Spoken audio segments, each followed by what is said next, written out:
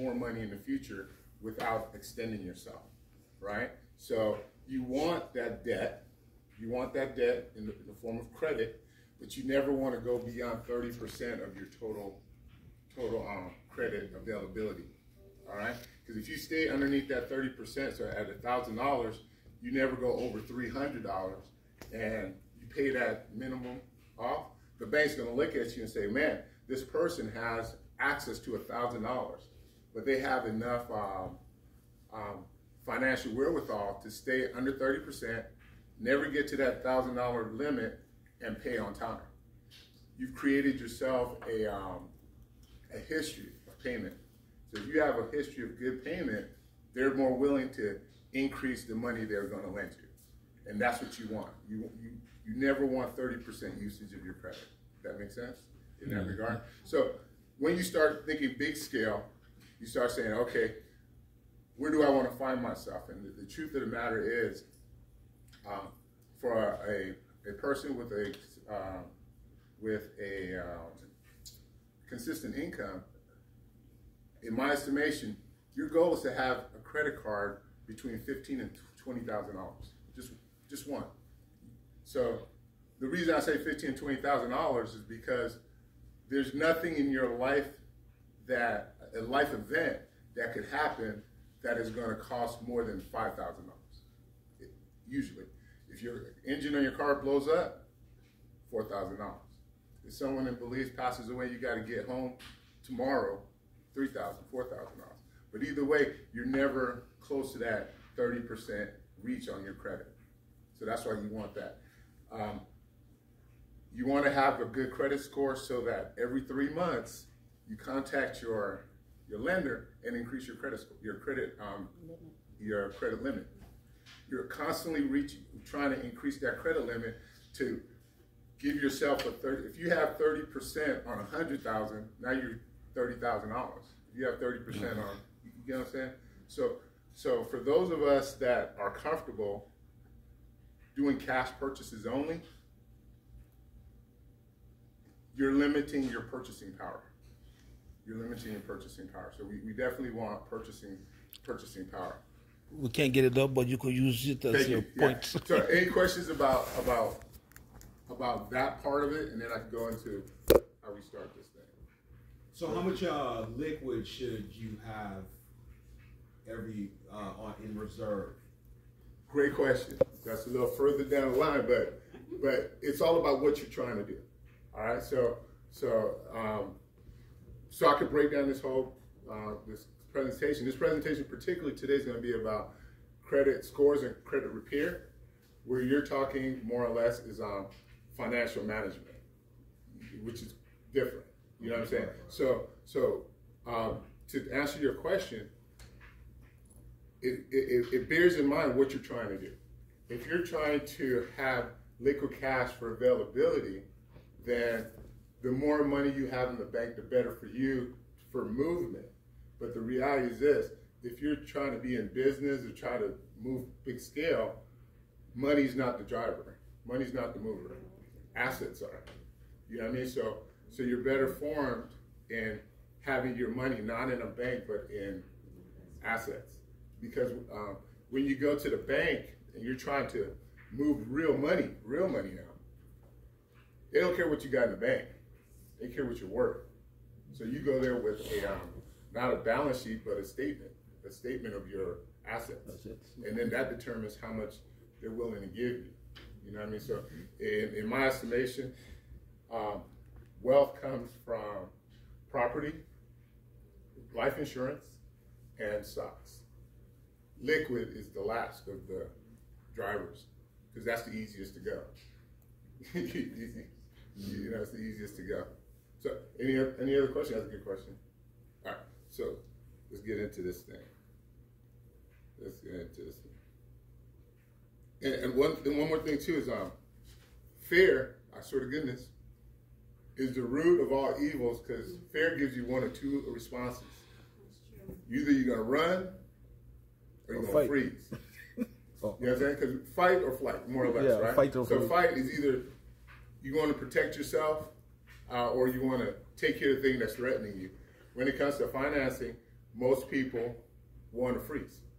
They would rather take their money and put it under a mattress and know it's there. I want it for a rainy day. Worst thing you could do with your money. Worst thing you could do with your money. You want to make your money make money. You want to put it in avenues to produce income or increase. Some kind of income. Some kind of investment, yes. Yeah, absolutely. Great word, investing. And I'm going to talk to the Belizean community now, primarily. We don't understand the word invest, all right? Investment is a return of something. You do something for a return, all right?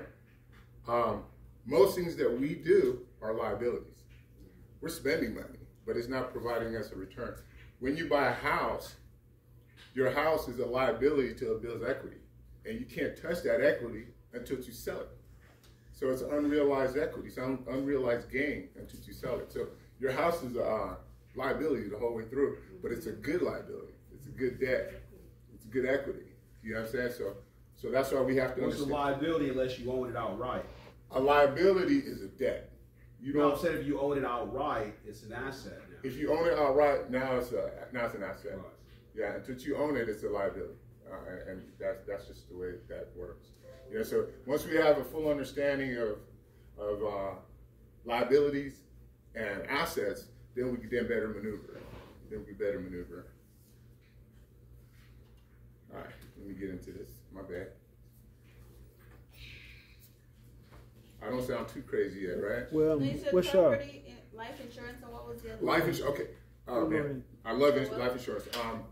You want life insurance. You want real estate and stocks.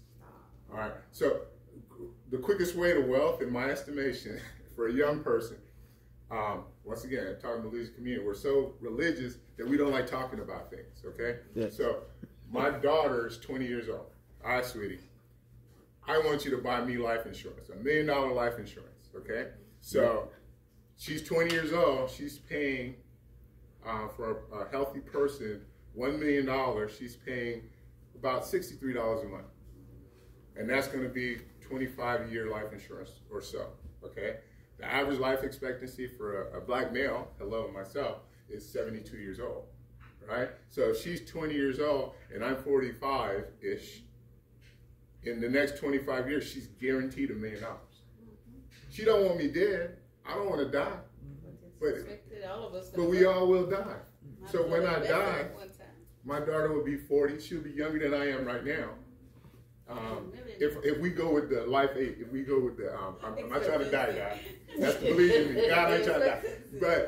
But off of life expectancy, she's guaranteed that $1 million. So that's why, in my estimation, to go to work and take a percentage of your income and save it is a waste of your money.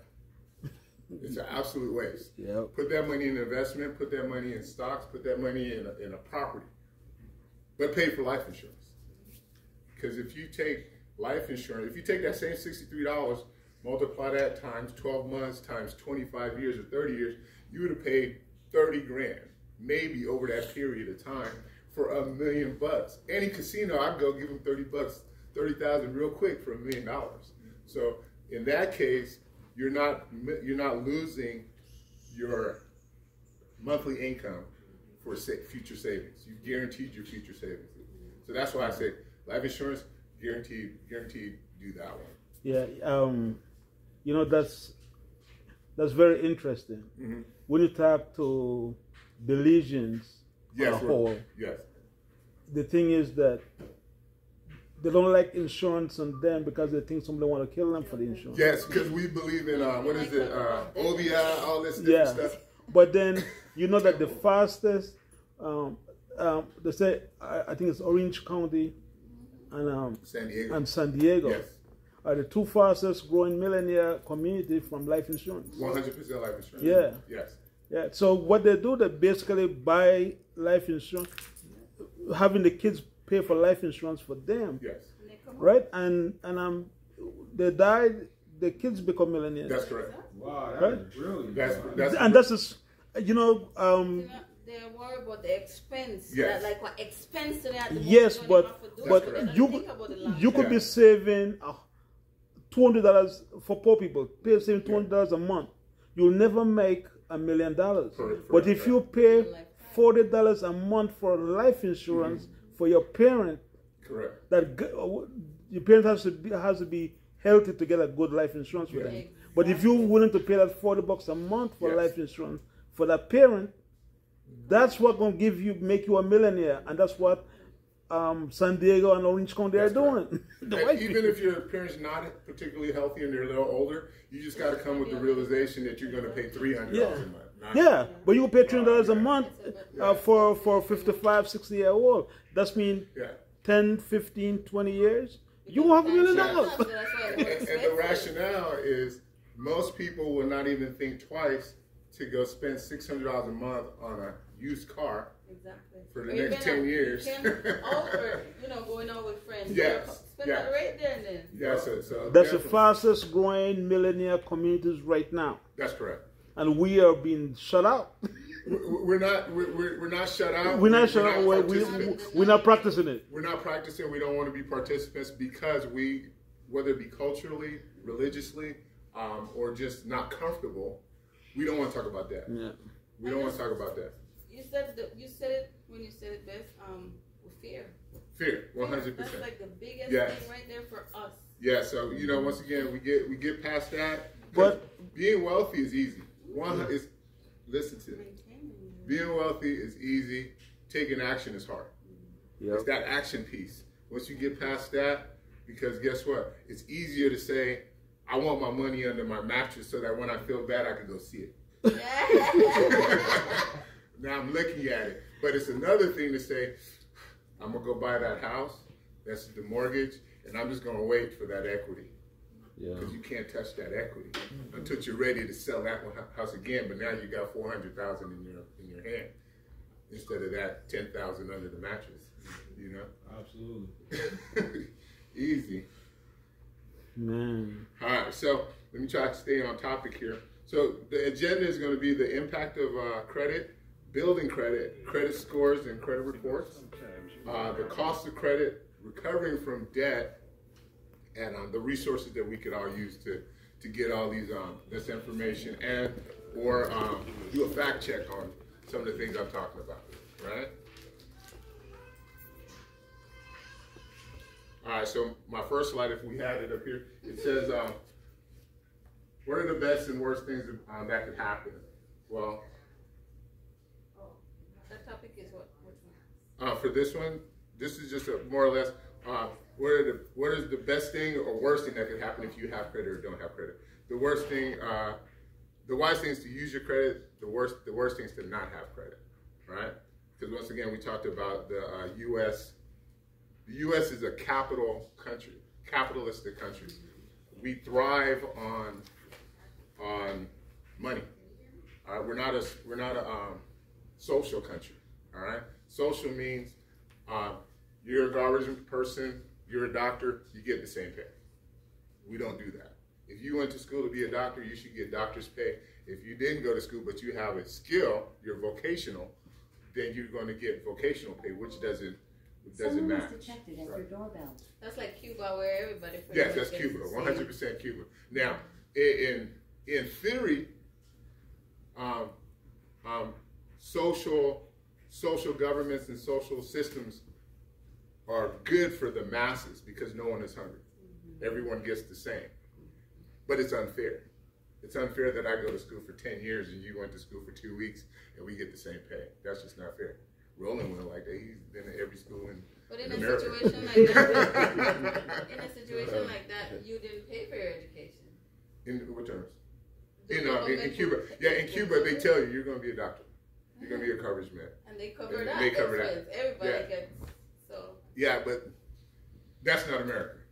America is the rich will be rich based on your potential and your desire to be wealthy and a lot of what you know. Yeah. So but obviously you got to know some things. I would say it's countries like America, the capitalist countries, that drive the world economy. 100%. Right? Because innovation comes from getting paid for your work. Yes. Right. So while countries like England, while they are doing like for medical, they treat the minimal, right? But America is the one that's doing a lot of the innovation because you get paid for your innovation. You get paid for what you come up with, right? So we drive that market, right? So I mean, I think the capitalist countries, right? I think they do. They're the one that drive innovation. We are definitely drivers. We are definitely. That's why China is the #1 economy per capita with money because they have so many people. The number of people far exceeds us, followed by India, then us. But when it comes to dollars, it's America. When it comes to dollars, we're pushing that market. So people go say the one that they don't like capitalism. But people don't like capitalism until they go see communism. Until they experience it. Effects of good and poor credit. A good effect is you get quality mortgage, quality rent, and quality loans. You get quality life insurance or insurance, not necessarily life insurance. So your car insurances are cheaper because of good credit. You get better jobs because now if you have a decent job, they're going to check your credit. If you have a job that's requiring you to deal with financing, they're going to check your credit because once again, you cannot be at a high level position and be financially irresponsible. They're going to check that. Trust me when I tell you. And effects of bad credit. You won't get a good mortgage. So if you have less than stellar credit, your interest rate is going to be sky high. So now you might see the house you want, but now you can't afford it because the interest rate is super high. So you want to have your credit for that. Purchase insurance is increased. Job security, you can lose your job for bad credit. You can lose your job. You can either not get a position or you can lose your position because of credit. And bad credit also costs you extra $100 a month on a car payment. Bad credit is throwing money away. Yeah, it costs you extra $100 for everything. Yeah, interest becomes your nemesis. Your nemesis with bad credit. All right, so building credit, qualifying for good credit is character, capacity, and collateral. All right, so those are the things that you need to build good credit. Your character. Do you pay? Are you honest about paying your bills? That's where your history comes from. You have to show that you have a sustained length of time paying bills on time, even if it's the minimum. All right, so you don't have to pay more than you can. You just got to pay the minimum. Pay the minimum time every time to try not to miss. If you are going to miss, it is in your best interest to contact your debtor before you miss the payment. Contact them, let them know you're going to be late. They'll set up something with you, and then as long as you do that, chances are they won't report it on your credit report as so long as you contact them before the debt. All right? Your capacity. The capacity is, once again, understanding what is your usable credit. If your usable credit is $1,000, you don't have $1,000 at the mall. You have $300 at the mall. So you keep that in your head, like, that's my limit. My limit is 300. So I'm not saying not to use your credit, just keep within the capacity to maintain so that when the bank or a financial institution looks at you, they recognize good character and good capacity, that you don't overextend yourself. And collateral is having something worthy of the money you're trying to borrow. So if you're trying to borrow $100,000 and you only have $4,000 worth of assets, whether it's a car or whatever, then it's less likely that they're going to want to loan you $100,000. It's less likely. But if you have a home and now you want $100,000, they won't even think twice about giving you that $100,000 if you have the other two criteria of character, capacity, and collateral. All right. So also too, certain life insurances acts as collateral. Certain life insurances act as collateral. So even though you're paying on that life insurance, they can count some of that as collateral as well. You know, is there a percentage or something? Say again? Is there a percentage? In terms of what? How much they'll give you on that? Say if you had a life insurance policy, will they give you like 90% loan of value? Absolutely, absolutely. So I'm not a loan officer, but what will happen is this: as it pertains to life insurance, you have two types that you could do. You could do one where whole life. You could do like whole life, term life insurance, all that stuff. But those are just the terms to identify the types of life insurance. But the part that's important is the pay structure, right? So there's one that as you pay it, it goes into a savings account. The whole life, right? Yeah, so it goes into a savings account, and you can borrow off of that principal. That's different. Yeah, over time without interest. So, but it's still life insurance. So you can borrow from yourself from that life insurance policy, right? And there's other life insurance where it's just like a car, where you're just paying the insurance and you just pay it, but you don't have access to that. You know what I'm saying? That's term. Well, like they're both. But it's different from it's like Yes. the one we discussed, where you can borrow direct. Yes, you can borrow direct. Yes. Both have their benefits and such. Yeah, both have their benefits, but in my estimation, the one where you borrow from yourself, that's good for. The best one to me. To me, I think that's good for like a little older folks. Like if you wanna use it because you know I'm gonna die, so I can use it. At least I could invest in something else too. That's correct. So I would do that if I was a little older, where I'm a little money insecure, but I want to have certain securities within that money.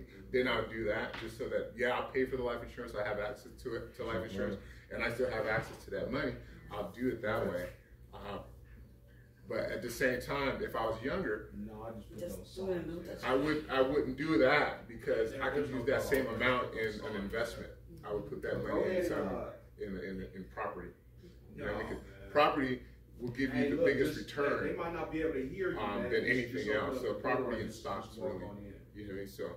What about mortgage insurance? What's the benefit of that? Mortgage insurance, that's the benefit for the bank. So if you put in there's two different kind of mortgage insurance, right? You got the MIT mortgage insurance that the bank wants you to have if you don't put enough money down. Yes, if you're not more than 20%. That's for the bank alone. Yes. All of it's for the bank. All of it's for the bank. Well, then the other one, the other mortgage insurance is more if you lose your job. If you lose a job or if you die, then it's paid out for your wife. Yeah, for your spouse. So well, the bank, but she get the house. Property that you have. Okay. Once again, insurance, with the exception of life insurance, insurance is fear mongering. Insurance is fear mongering. I could die crossing the street. I'm going to get insurance to cross the street. I could die riding my bike. I'm going to get insurance for riding my bike. You get insurance for everything, but the reality is they're putting fear in you for the probabilities of something happening. When in fact, the only thing that you should be concerned about is death. Because if you are the primary money earner, you are concerned about the people left behind that cannot produce based on you now being gone. But if you have life insurance that's going to give them $1 million, then you don't need all those other life insurances. Because now you're paying premiums that are unnecessary. That makes sense? That makes a lot of sense to me. That's what I'm trying to. That's hello. That makes a lot of sense to me. Yeah. So get out the fear mongering. That's capitalism. Yeah. That makes but then let me go here. The when it comes to funeral insurance, right? Life insurance. Life insurance. So usually, it's what I was trying to explain to somebody. You could, if you gonna buy, there's a pre something insurance for when you die. They take care of the funeral. Yes. Burial, you mean? Burial insurance. Yeah. That's different, kind of different. Well, right. So they have that where they pay for the burial space, the opening, the closing, the You pay for all that. So what I explain to people is, if you're gonna pay for that, then you don't necessarily need the burial insurance, because all that is paid for, right? If you get that, you will get it on the side if you want, but you don't necessarily have to have both of them. You don't need both. Yeah, you just need one or the other. You need one life insurance. Right. So if your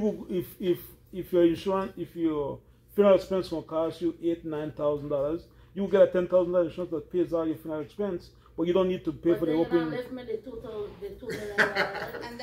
That defeats the whole purpose of life insurance. Right. I mean, but for people like me that can't get life insurance, you absolutely can. You just don't want to pay the amount. The price that they're gonna charge you. Yeah, but most people don't want to. Because of a pre-existing condition. Yes. Okay. Well, this is not life insurance seminar, but we'll talk about it. First of all, I have life insurance, and I have major medical stuff going on, and a person like myself and or you would have a choice, and the choice would be either I pay the $400 a month, or I get what they call accidental life. Accidental life is if I die by accident. Yeah. Then they get paid. Well, I don't know how I'm going to die. So I'm going to pay this accidental life insurance. Something better than nothing. All right? So the reality is this. For most life insurances, if you find out you have a terminal illness, the minute you are diagnosed with a terminal illness, you could take 90% of your life insurance while you're alive. While you're alive. It's like you find out you have cancer, XYZ. And that's what I'll do. That's what I'll do. I'll take it and go blow it while I'm alive. Well, you're alive. What happened to the $2 million? This is a problem. It's a problem. Now you just got to increase the deductible. You just got to increase it. Get the amount of million. Yeah. So you just got to make sure you get the insurance that you have access to. You know what I'm saying? But at the end of the day, if the purpose of the life insurance isn't for you because you're dead, sorry for being blunt. It's for the people left behind. You know what I mean? So leave that to them. It's for your family. You know what I mean? So let me get this straight. So if I get $1 million policy, right, and I came up with a terminal illness, I can collect 90% of the policy? Depends on the type you get. Or who you're getting it with. Yes. Most life insurance, yes, 100%. Terminal illness rider. That's what it's called. Thank you. There you go. Please, anytime I say something crazy, fact check. No worries. All right. So far, nothing that I said is out of whack, or that we need to discuss even further. All right, cool. All right, where was I? I'm sorry. All right. Now we're going to go back to the credit train, because we just got off the...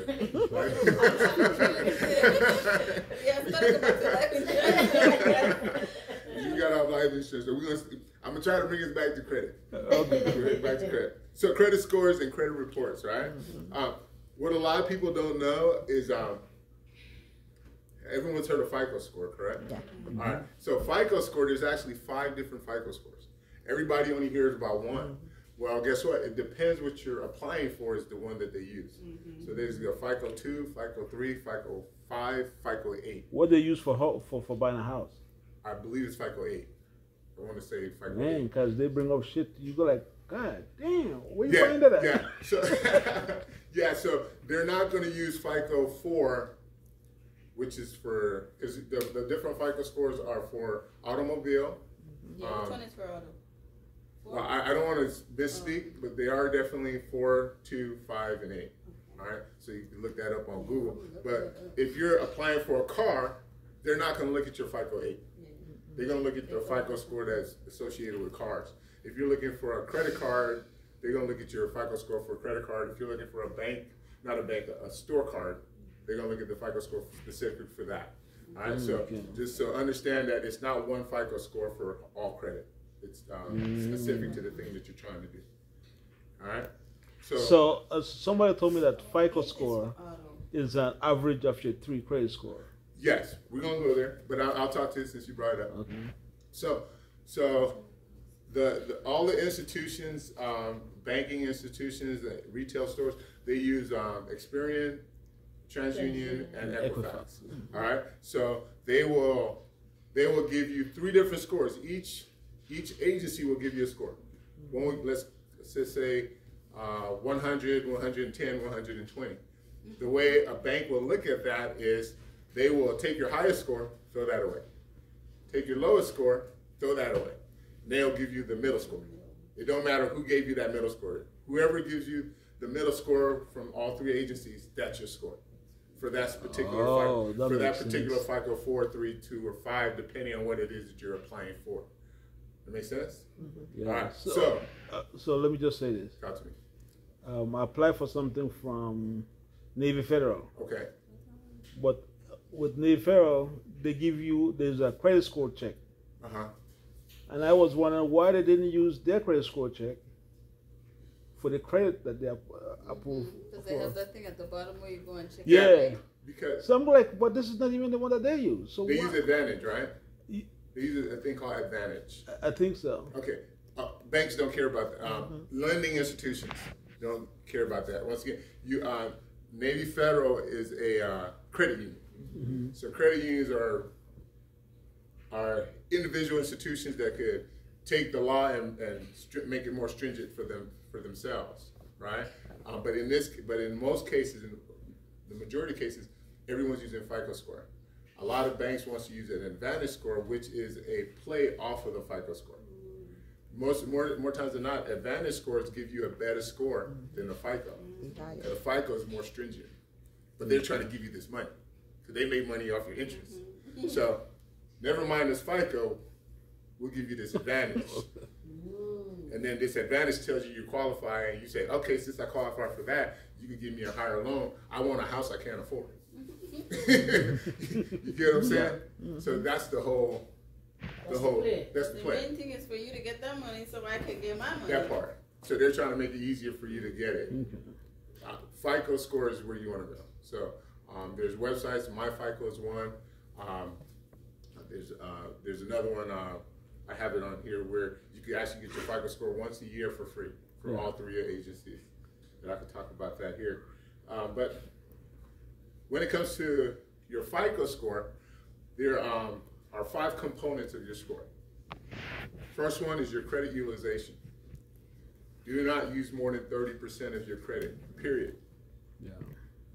And that is out of a pie of 100%. Credit utilization represents 30% of your score. Payment history, paying on time, not paying a large amount, paying just the minimum amount, but paying that minimum amount on time. If you can pay more, good on you, great. But make sure you pay at least the minimum on time. That is 35% of your score. So between paying on time and not going over 30%, that's 65% of your credit. So if you are late on your payment and don't pay the minimum, you've already lost 65% of your FICO potential. Okay, let me ask you this. That late is 30-day late, right? 30-day late, yeah. Okay, it's not, I missed it. It was supposed to be paid yesterday. No, it's 30 days late on the calendar day. Yeah. So it's 30 days, period. All right? So basically it's when they're reporting and you haven't paid yet. 30 days. Don't worry about their reporting. 30 days. You look at 30 days, man. I don't know how to tell you that. 1 to 30. Count 30. 1 to 30. Yeah. Before the end of the month. Yeah. So you don't want to finagle this thing. It's better to be early than late. Wait, it's better to be early, never late. Yeah. So if you find yourself, you on that 29th day, and you got a choice between paying that thing and buying some rice, pay that thing. Eat the ramen. Pay that thing. Yeah, especially if you have plans to do something in the future, such as purchasing a car, purchasing a house, or wanting a loan. If that's part of your plan within the next 5 to 7 years, you want to stay consistent, 100%. 15% is the length of your credit. So if you had a credit card 10 years ago, that's better than having a credit card 10 days ago. So if you have a credit card from 10 years ago, that's not the one you cut up. You cut up the new one. All right, if you say, man, I can't stop going to the mall. I got 5 cards. Keep the old one. Cut the new ones. Or don't even cut the new ones. Hide them from yourself, because it's good to have them. Just don't use them. New credit is 10%. New credit is 10%. And then mixed credit. So mixed credit is having revolving credit, which is Visa cards, MasterCards, merchant cards such as Sears or a gas card, and car loan, and a mortgage. So if you had all 4 of those, that's what they consider mixed credit. It's just not one type of credit. That make sense? Mm-hmm. All right. So, what's a good credit score? What you got? What would you say is a good credit score? 700. 700. I would say everything over 7. Anything over 7 ain't? But actually, 650 and above. Okay. Gotcha. Okay. I just go with 7 because you want to make it good. You'll make good, right? According to banks, so we're just talking banks here. Anything over 620 is loan worthy. You're worthy of a loan at 620. You might not like your interest, but you won't hate it. You can live with it. It ain't your best thing, but you can work. You can walk out the bank, feel like, all right, I got the thing I wanted, and I'm paying through my teeth, but no, you're not paying through your teeth. Oh. But you're not happy with it. You're satisfied at 620. As you start getting closer to 680, 680 is the number where the world starts opening to you, where you start saying, man, I got this loan and I like my interest rate. Okay. So 680 is the number. And the reason I say 680 is 680 is where you can walk into a bank. If you have a house, you can get a home equity loan. You can get a HELOC where they'll give you a loan on the equity on your house at 680. Anything under 680, they're not talking to you. All right, so if you got 680 and above, they be like, call me tomorrow. Yeah, don't call me at all. Don't call me at all till you get 680. But it's super easy to get 680 as so long as you are doing all those other things. You got your credit. You're increasing it every 3 months. You're paying on time. You're not going over 30%. You're using the credit. You want to use it. You do that, I guarantee you, within a year and a half, you will have 700 and more credit score. All right? So according to this map, and this once again, this is the same slides that the financial people, while I was in the Navy, they gave us. So this is a little bit old, but whatever. So 670 to 739 is good. I bumped it up to 680. I say 680 and up is where you want to be. Just based, everything I'd say is based on equity availability. If you have access to your equity, then you could almost do anything. You could start a business, you could finance, you have capital, you have workable capital. It's no longer just a dream. You know what I'm saying? But you have to have a house first. All right, so get yourself in a position to get a house and keep it pushing. Just a side story, one of the best things that I learned very young was my mom, from my sister's graduation, her high school graduation. Well, when I graduated, she got me a really nice watch. I was like, man, got a watch, great. From my sister, she got her a condo. I'm like, hold on. I'm like, hold on. So my sister was 18 years old. And at the time, my mom paid $60,000 for this condo. And it was a 3-bedroom condo close to the college she was going to. And my sister, rented those other 2 rooms out to roommate. So she was living rent-free in her own house at $60,000. Fast forward 4 years, that $60,000 turned to $320,000. Right? When she sold the house. So I'm sitting here with my broken watch. With my broken watch while she has equity. You see what I'm saying? So that was my first lesson of buy a house. Damn the car. Damn the clothes. Damn the club. Get a house. So I bought my first house at 23 after watching my sister ball out. So it's like, For parents, I'm not telling you what to do. but a nice condo that is cheaper than rent anyway, because if they leave your house at 19 and 20, they're probably going to spend $1,500 on rent. But if they go get a condo, they're more likely spending $600 a month on a mortgage. And if they're comfortable, they rent those other two rooms out and they're living for free. And that's their introduction to equity at 20 something or younger. So just because the house, don't be like, well, that's too big of a commitment. No, it's not. No, it's not, because they're going to pay that rent to someone else anyway. You know? This is a little sidebar. All right, credit reporting. We kind of skipped this a little earlier. So there's 3 agencies: Equifax, Experian, and TransUnion, like I said. Credit report contents. What's in the credit report is your employment history, your payment history, your inquiries, and your public records. Okay, very important. People don't think it's important. You cannot just go apply for everything. Don't go checking your credit just to check your credit with merchants. You can check your credit through Credit Karma. Okay, Credit Karma. I'm not saying they're bad. They're not accurate. I'm not saying they're bad. They're not accurate. Yeah, but it gives me a good surprise. Like a surprise? I would not go to the bank with Credit Karma. With Credit Karma information. I wouldn't do that. I would use websites like MyFICO. I would use websites like My Free Credit Score, which are government websites that gives you your credit score for free. Because the whole purpose of a credit report is accuracy. You're there to ensure everything is right, from your name to the places you live, to the amount that you owe, to the date you opened up this account, to the date you closed it. If any one of those informations are wrong, they have to take it off your credit report.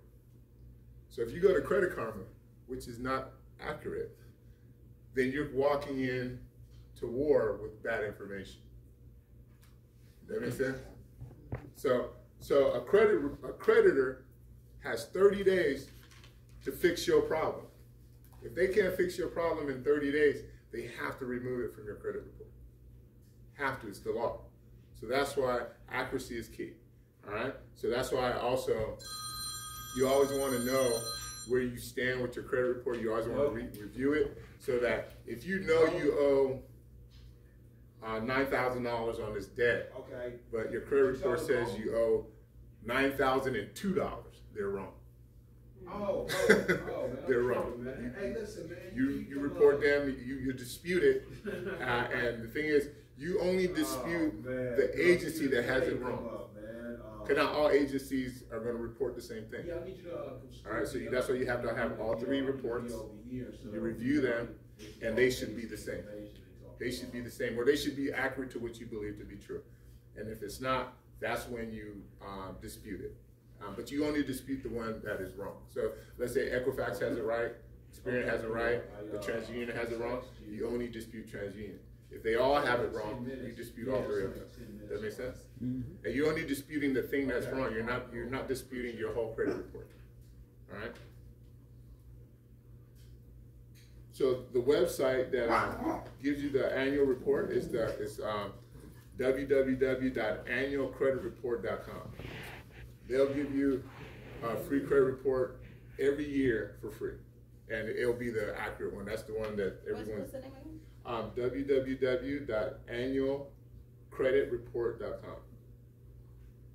Yeah, and then so that's free, and the other one, which is a pay site, is myfico.com. You want to go to that one, and that one is $24 a month. And that one is accurate to the T, and it gives you all your FICO scores. All right. How much does credit cost? Well, to understand that, you have to understand the terms of credit, right? So a lot of people tend to mix up interest rate, APR, APY, all of that stuff, right? So we're going to talk broadly about that. We can get into greater detail, but we can talk broadly. So a credit term is annual percentage rate, which is APR. You have, which is pretty much the rate of interest on a loan or a thing that you're trying to purchase for the year. All right, so they'll take that rate, divide it by 12, and then that's what you're paying per interest for the year. Okay. You have variable rate, which is they'll give you a set rate in the beginning, and over time, let's call it a year, 2, maybe 5, they'll change the rate on you depending on the market. All right, and typically that's something that investors do a lot, because typically they'll give you a low rate to get in, and then in 5 years that rate will go sky high. But if you're a flipper and you know you're going to sell this house in 2 years anyway, 3 years anyway, then you don't care about the future rate, because you're going to get rid of this asset, right? Your repayment period obviously is the amount of time it takes to pay the loan off. There's an average daily balance. So once again, your interest rate is going to be dependent on the amount that you owe on that day. All right, so interest is compounded daily, if you didn't know. Hello. Minimum monthly payments. Minimum monthly payments pretty much is you're paying a percentage of the interest. You're never paying principal. So if you're paying just a minimum payment, you probably will never pay that thing off. Not probably. You definitely. You definitely won't pay that thing off. There's fees to have credit. So there's transfer fees, late and delinquent fees, cash advance fees, all those things. These fees are things that you want to try to avoid. So if you have a credit card, you want to try not to take cash advances if you can handle it. If you have a credit card with 0 APR for a year or 2 years, then that's a good idea to transfer it if your plan is to pay that off within that period, to save yourself interest on paying that thing off. Shopping for credit. Shopping for credit, the quickest way to get a credit card would be at a credit union, because their institution only exists by its members. So they want to have a strong member pool, all right? Where national banks, the nation is their membership, so they don't care about you per se, because they have enough people coming in. But credit unions, they have to care about the community that they're in, so they try to make their programs attractive to local folks. All right. So credit unions first, banks, saving and loan associations, financial companies, and retail merchants. So do they still exist? How? Savings and loans still exist? Savings and loans? No, I said savings and loan associations. Okay. Associations. So pretty much, if I was a young person or not, and I had no credit, then it's kind of hard to go to a bank and say, give me credit. It's kind of hard to do that. They're going to tell you no, or they're going to give you a $200 credit limit with 18% APR, which is just crazy. So in that case, I would just save up $500 or $1,000, go to the bank and say, here's $1,000, I want a secure credit card for $1,000. They'll take your $1,000. Now you have a credit card of $1,000. You follow the 30% rule for 1 year. After 1 year, they'll give you back your $1,000. You get to keep that $1,000 card, and then because you follow the rules, you tell them, give me an increase on my credit. And now you're gonna go from 1,000 to 5,000, and then you do that same thing. So always go for more. Always. So you give that 15 to 20,000. Yes, or more. Okay, you go as much as you can handle, because some people can't handle money. They be burning their pocket. Yeah. What I found for myself was, when I didn't have financial security, I wanted everything. I want that because I couldn't have it. I want that. I want that. But when you find that you have financial security, you don't want nothing. You walking through the bank, not the bank, but the mall, simply because you know you can. You don't want it. You just keep it pushing. Oh, that's true. Yeah. Rich people, the rich people right now. Yeah. You don't even know they're rich. Yeah, I know so many wealthy people. You don't even know they're rich. Wealthy people are walking around in flip-flops and white Yep. t-shirts. Yep. It is the broke ones That act like they're that rich. got all the chains, bling bling, and look at me.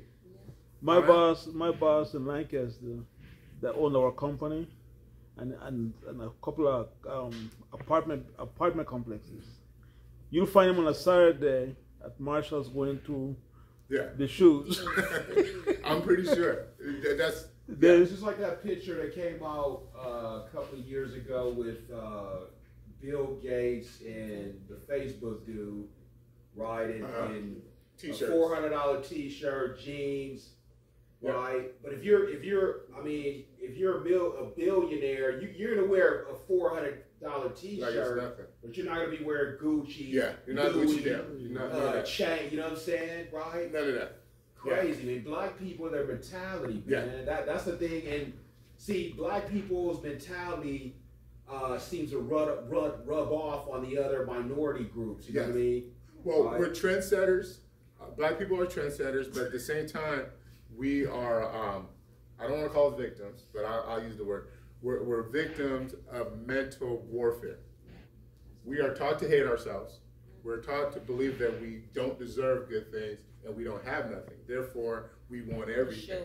And when I have it, I want you to know I have it. Right. You see what I'm saying? We went to this wedding in Sacramento.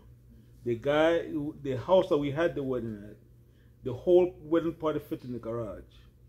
All the tables, everything set up. The guy that owns it, he's the guy that owns that Johnny Rivera, my friend. Johnny Rivera that owns that shopping center in front of Sunset Park, across the street. The whole complex from Sunset all the way to Patrick. He's probably nondescript. Yeah, and he walks up and he sits at our table in shorts and flip-flops, talking to you, and you even know that this fool is... Every wealthy person that I know, and I know a lot, is exactly like that. I had a $15 dress, and he said, "That's a beautiful dress." Yes. $15. Well, when I came back, I had to try and make $1 million because my wife was impressed with rich people. And it's easy to do. It's easy to do. Easier than people think. Easier than people think. Yeah, we just got to get past the fear, and we got to get enough knowledge to move forward with the investing part, because we're so ready to save. Because guess what? After the Great Depression, everyone said saving is the way to go. When the truth of the matter is investing is the way to go. Investing is the way to go. So we're almost done here. Am I being long-winded? No. It's interesting. We should just pass some wine. We can handle that. Oh, right. So when it comes to loans and your credit, there's some misnomers I want to get out the way right now. The first one is, when you're purchasing a house or purchasing a vehicle or what you're trying to use your credit, you can check your credit 100 times, and they'll only ding you one time, as so long as you're checking your credit within a 15-day period. All right, so 15 days. For a specific purpose. For a specific purpose. I want to buy a house. I want to find the best rate. I'm hitting my credit every day for the next 15 days to find the best rate. They're only going to ding me one time. During that 15-day period. But if you're a slow rider and you're checking your credit this month and next month, month, just continuously, because you're scared to buy a house, you're scared of the market, and you're checking it every week because you want to find the perfect house, which doesn't exist, by the way. And you're just doing your credit checks, you will drop your credit score quicker than you know what to do. And the threshold is you don't want to check your credit more than 5 times a year.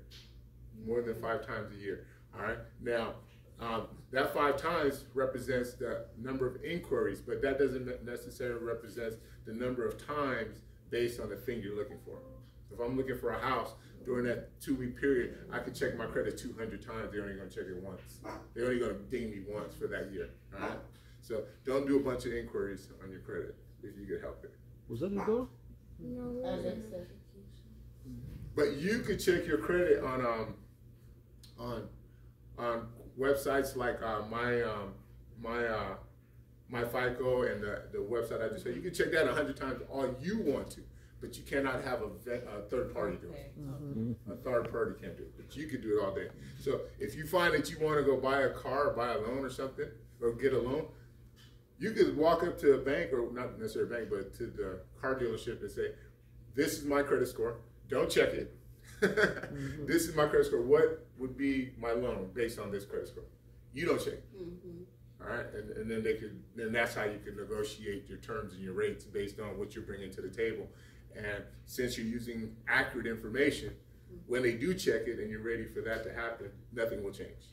But if you use Credit Karma, it will change. It will change. You guys have to understand how credit works, right? Their algorithms, this AI, what they do is they take your information, right, that they've acquired over the years, because everything you do, they're asking you for your email address and information, right? So that computer looks at things. For instance, I was at Tesla.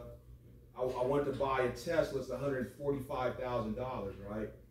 And so I can prove that I made $300,000 a year, $11,000 just with my pension, but they denied me. Why did they deny me? Right? Because there's certain things, like if they know, with Tesla, they have you take a picture, right? This way, this way, this way, because they want to know what color your skin is, right? So believe it or not, your skin affects your credit. I do it all the time. I live around millionaires, right? So I look at I had one friend, we had the same statistics, right? But his credit score was 750, mine was 650. You know what I'm saying? Right? So we're playing in their system, and you got to learn how to play the game in their system, because they control everything. And we're definitely not defunking the system. We need to master it. Because at the end of the day, you still got to use it. If you don't want to use it, then go save $1 million in cash. And go do everything by cash. Because at the end of the day, if you want the Tesla, if you want the $1 million house, someone's going to have to back you if you don't want to pull out all that money at once. Most of us don't have $1 million in cash. Most banks don't have $1 million in the bank. You know what I'm saying? So it's just a matter of learning the system, mastering it, and being okay with the terms if you want to play the game. Because it is a game, 100%. 5 ways to, I'm almost done, I'm sure. 5 ways to reduce cost of credit. Pay your bills on time. Get pre-approvals if you can. If you're trying to get a card, get a pre-approval if you can. If you're trying to get a home loan. Are those real when they say you are pre-approved? Yes. Yes. And then you just have to sign, fill out the thing. Well, okay. Let me back up. Yeah. It's yes if you apply for it. But yeah, but if they send it to you, they want you to run it. They want to run it. Because they're still gonna ask you all the questions again. Yeah, because they haven't run it. They just send. They're random. They're random. Then yes, because they're going to take all your information. But guess what? The minute you say I want a pre-approval, you're giving them permission to check your credit. That's what you're doing. Then they pre-approve you.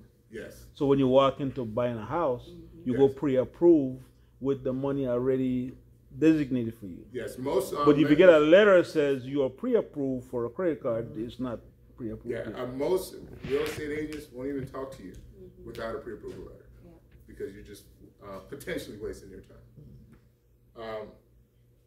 Know the terms of the thing that you're agreeing to, and for those of you that are in the military or were in the military, if you own property while in the service, they cannot foreclose on your house.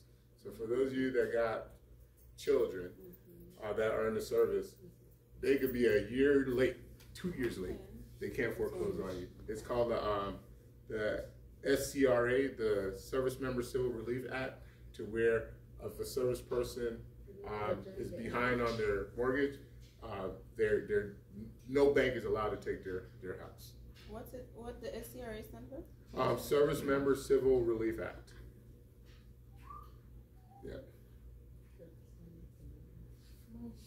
Alrighty. So now we talked about credit. We're going to just real quick on how to fix your credit. So you didn't listen. You went over to 30%. You didn't listen. You spent all your money at the mall. And now all of that stuff's on your credit report. So it's now, Jesus Christ, you're trying to buy a house, but all this stuff's on your credit report. First thing you do, you get a credit, you do your credit report. You read that thing, and the only thing you care about is the number 7, all right? Anything older than 7 years old, you do not pay that. I don't care what it is. It could be $200,000. I don't care. If it's greater than 7 years old, it is paid for. Uncle Sam has paid for it. But if it's less than 7 years old, you have a decision to make. You have to decide if you're going to contact these people and set up a payment arrangement, make a settlement, or pay it off. Once again, anything over 7 years old, you write a letter saying, based on the Consumer Credit Report Act, you must remove that debt off my credit report because it's greater than 7 years old. It doesn't matter what it is. Let me digress. The only thing you cannot take off are 2 things: child support, student loans, and student loans. So those 2 you can't take off, but everything else you can absolutely take off, and they have 30 days to remove it. What's the next one? That's only 2? There's only 2. Those are only 2. Everything else, after 7 years, leave it alone. Now, if you mess up and you contact them, and it's not greater than 7 years, then that 7 years start over that day. Yeah.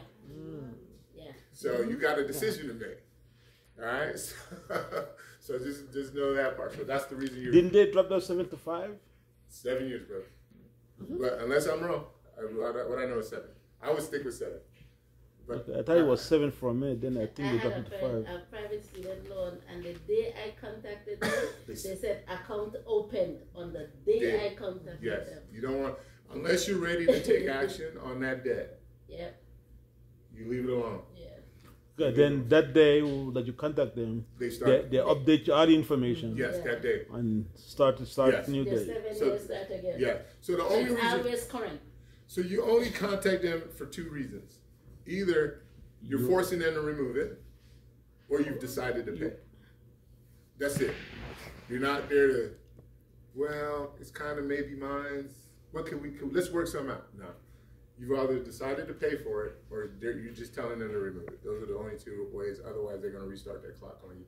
You're talking about to the creditors. To the creditors. The creditors are the only people you talk to. You never contact the debtor. All right? So if you had a card from Macy's, Macy's don't care about your debt anymore. They sold it to the debtor, right? So they sold that loan to a collections agency, and that collection agency, they're going to collect money once they collect their debt. So Macy's don't even care about you no more. They don't even know you exist. They've already wrote that off on their taxes. They've already gotten paid from the government. You know what I mean? So that's why it's important to understand that that 7-year mark is super important. Super important. Are you liable to the person that bought the debt?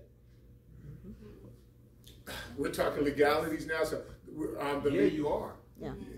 Yeah, you are. But they own it now.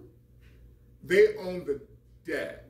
They own that contract from the original debtor. So in that sense, they buy it for less. Yeah, it was less because it's wholesale. It's kind of like mortgages. You buy a mortgage, you're not paying the same person you bought the mortgage from because the bank sells it.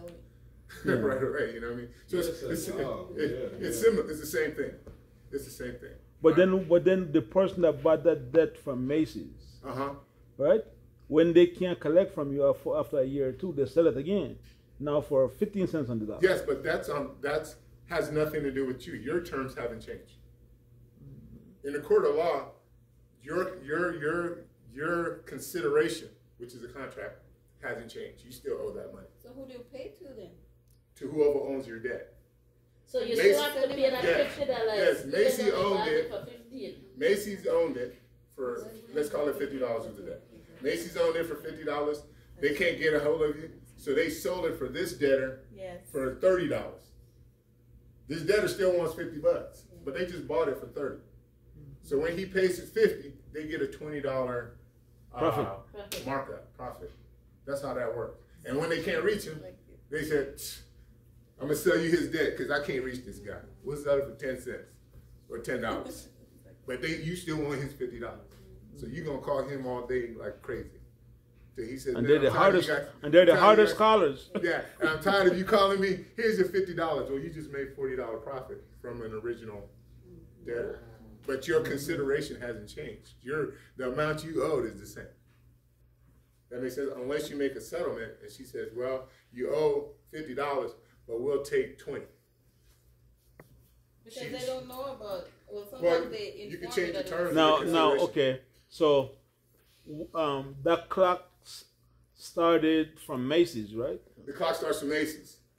And as long as they can sell it 100 million times, but the clock starts from Macy's. Right. But the minute you talk to any one of the preceding people and make an arrangement, you restarted your clock. Okay. So what if they call you and go like, man, I don't owe you nothing, click? Then they haven't contacted you. I like that. I'm not saying, okay, this is not how to game the system.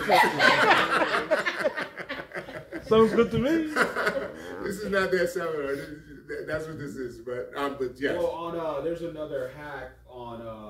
See, I always try to game the system, right? Because I play chess, right? Okay. So I'm gonna get over as many times as I can, right?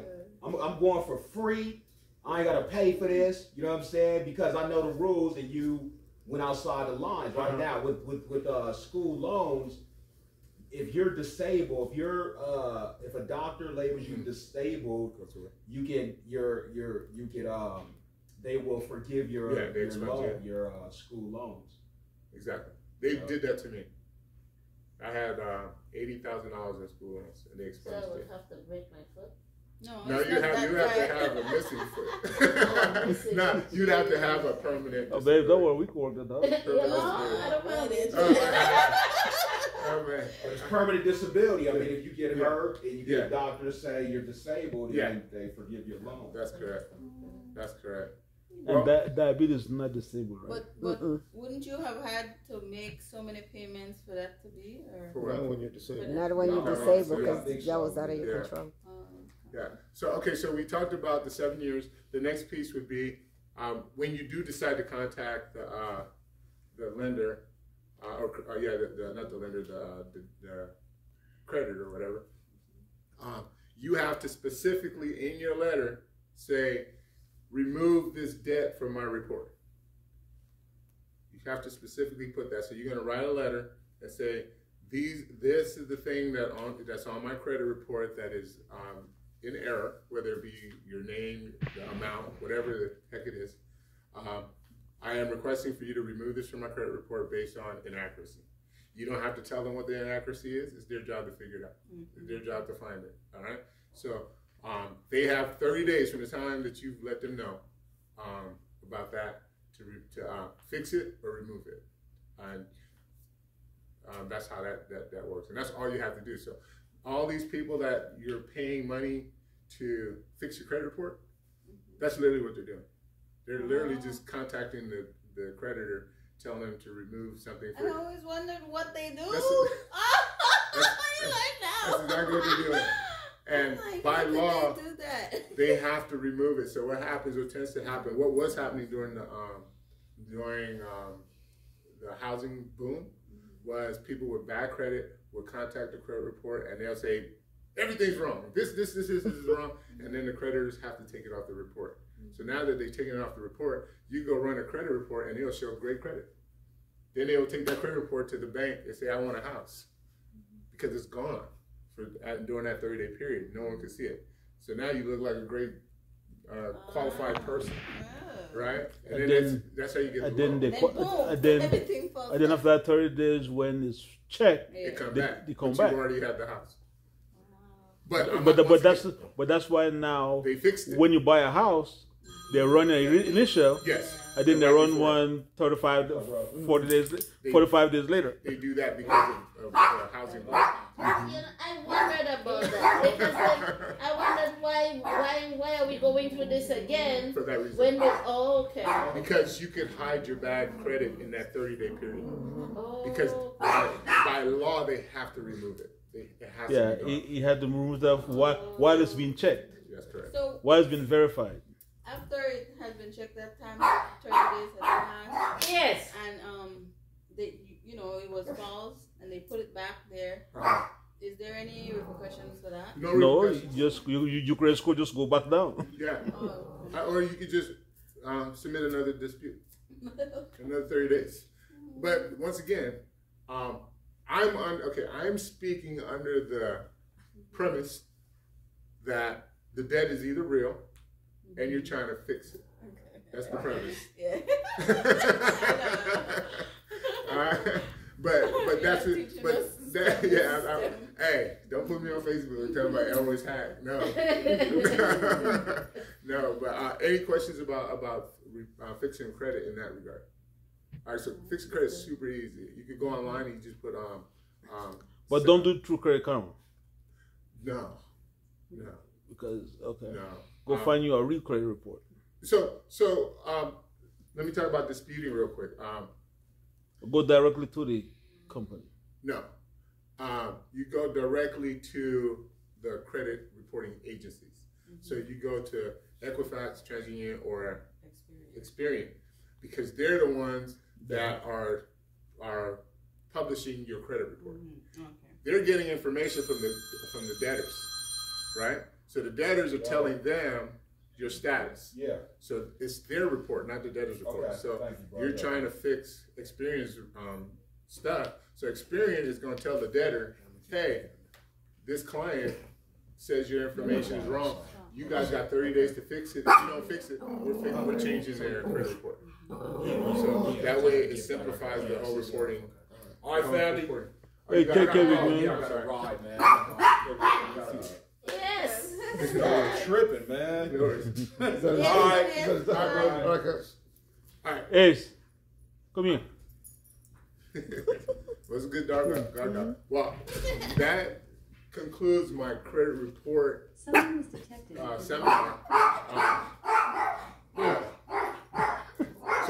any questions about any of that stuff? Good. All right, cool.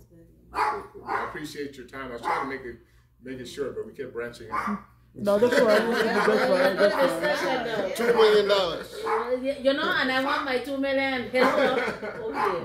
That's it. Well, I just want to say thanks. No, right now. Oh, yeah. Go ahead. You did it. You did say, because the question is like, who do you write it to? And then you did say, it's so simple. It's so super easy. It's so super easy to fix your credit report. And honestly, I'm listen to me. Life insurance, property, and stocks. If you don't invest your time in anything else, invest it in those things. All right. I won't tell you how to buy your stocks. That's just would be irresponsible. But those are the markets where the top millionaires, billionaires, that's where they're playing. That's where they're playing. But guess what? We don't have to play on their scale, but we can play the game. Because we're not trying to be billionaires. We just trying to. Maybe. Well, I don't mind being a billionaire. A couple millionaire. A couple 100,000 years. I don't need millions. I don't need millions because I've learned real quick that I can live comfortably. At first I didn't need millions, but then now I got 7 kids.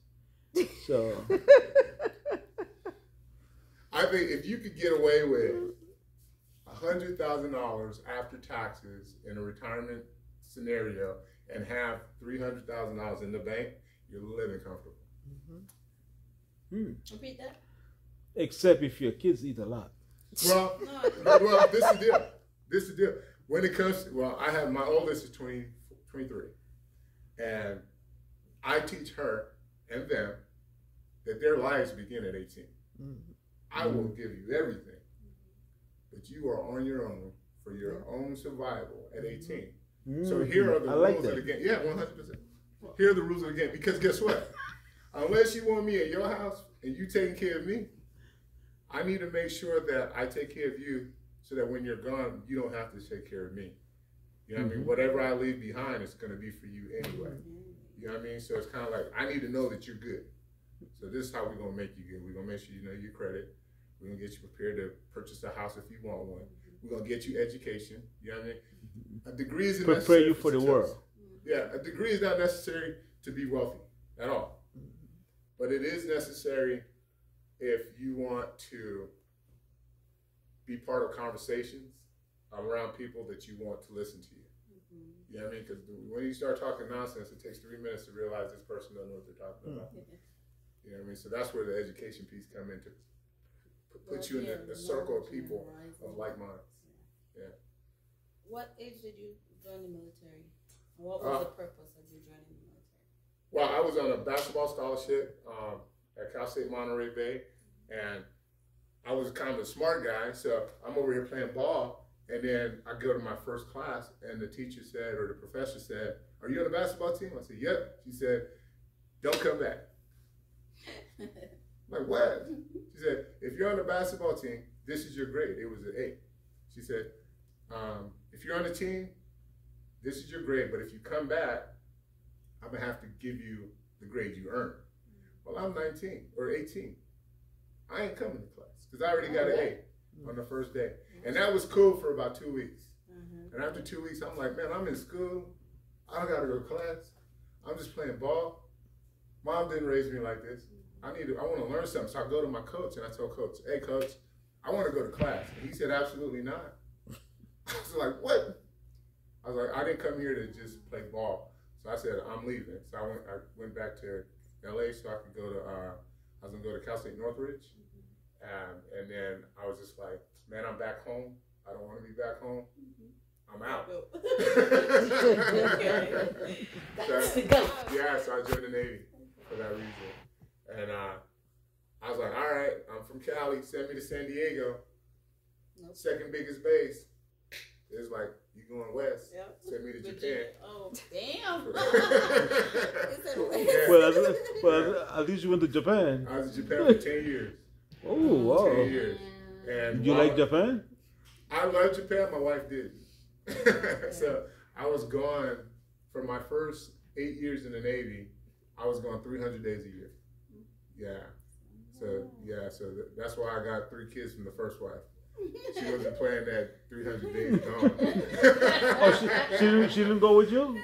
She did go with me to Japan, which was crazy. My life's her, right? So the captain told me that the wife would come over. I'm like, yeah, I can't wait. So she come over, and then the next day he's like, we're going to Iraq. We're in Iraq for 10 months. I said, well, my wife just came with the baby. He's just like, well, show her where she lives.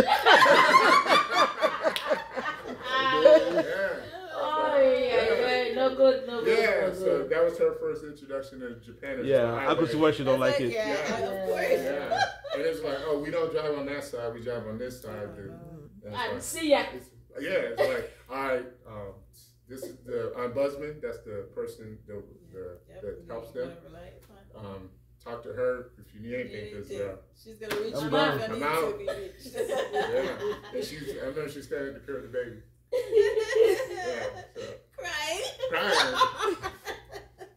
Yeah, that's it. Cold. Cold-blooded. Cold-blooded. But yeah. And I bought a house in Florida. Okay. And I'm like, yeah, I'm young dad, young husband, just bought a house, feel good, 23. As soon as I bought that house, 2 weeks later, she's like, I want a divorce. I was like, all right. You got that. Nope. Nope.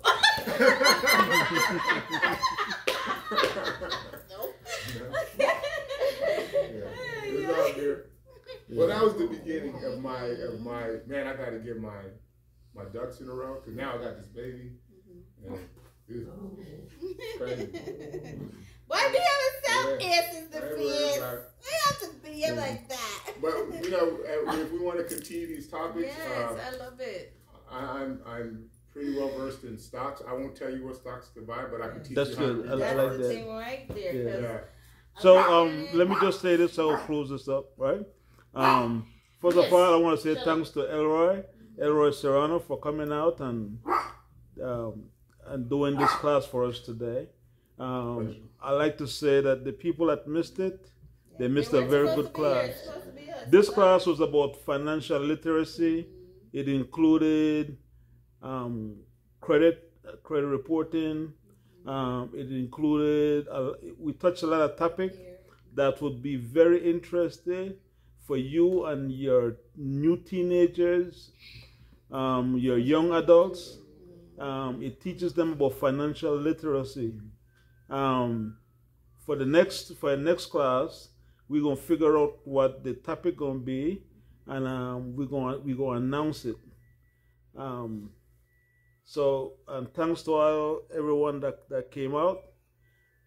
We didn't want to broadcast live, but what I'm gonna do is probably I didn't video the class or the people in it, but I'll put a background to it and just have the voices going, like a screen, and just have the voices going with it, so that you will listen to the class. Okay. Thanks everyone. Thank you. I appreciate the question. Mr. Serrano, what